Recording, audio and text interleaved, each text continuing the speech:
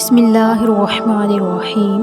السلام علیکم ورحمۃ اللہ وبرکاتہ۔ سامعین کرام، آج ہم جانیں گے زکوٰۃ کے مصارف کے بارے میں۔ تو ناظرین کرام، زکوٰۃ کے 8 مصارف اسلام میں بیان کیے گئے ہیں، جن میں فقراء، مساکین کے علاوہ عاملین زکوٰۃ بھی شامل ہیں، یعنی وہ زکوٰۃ کی مد سے تنخواہ وغیرہ لے سکتے ہیں۔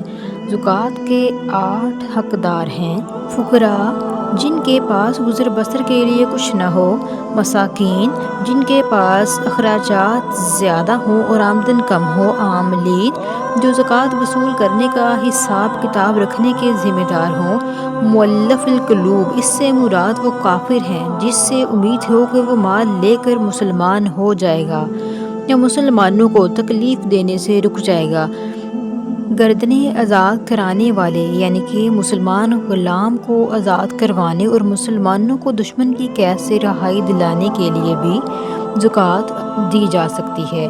غارمین، یعنی کہ مقروض، جو اپنا قرض ادا نہ کر سکتے ہو، ان پر بھی زکوٰۃ ان کے قرضہ ادا کرنے کے لیے ادا کی جا سکتی ہے۔ فی سبیل اللہ، اس سے مراد جہاد ہے، اور جہاد اسلام کی چوٹی ہے۔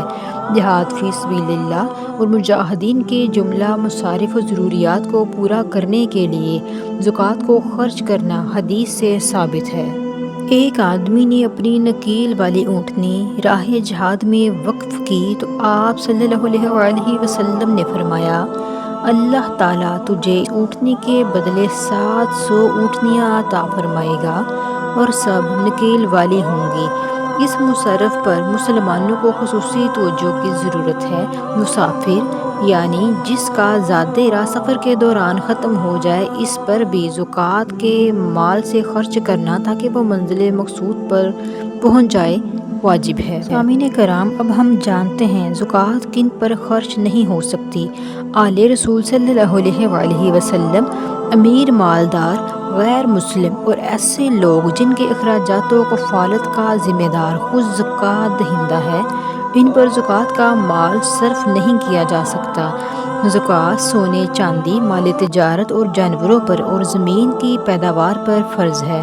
زکوٰۃ ادا نہ کرنے والوں کی سزا: جو لوگ سونے اور چاندی کو جمع کرتے ہیں اور اللہ کی راہ میں خرچ نہیں کرتے، انہیں دردناک عذاب کی خبر پہنچا دیجیے۔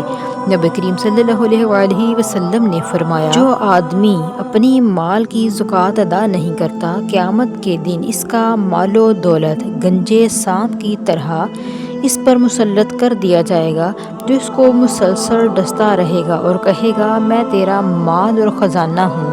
سامعین کرام، جس آدمی نے اپنے مویشیوں کی زکوٰۃ ادا نہ کی ہوگی تو قیامت والے دن وہ جانور اس آدمی کو سینگوں سے ماریں گے اور اپنے قدموں تلے روندیں گے۔